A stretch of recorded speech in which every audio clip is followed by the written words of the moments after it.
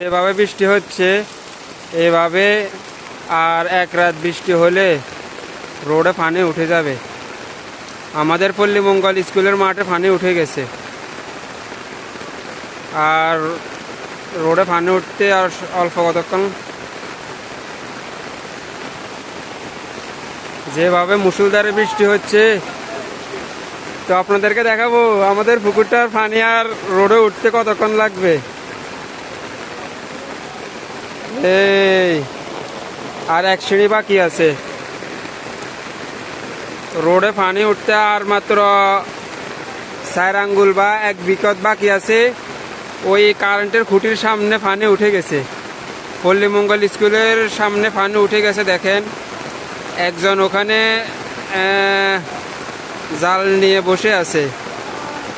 বাহ, কত সুন্দর! এখনো এই হচ্ছে আমাদের এলাকার অবস্থা।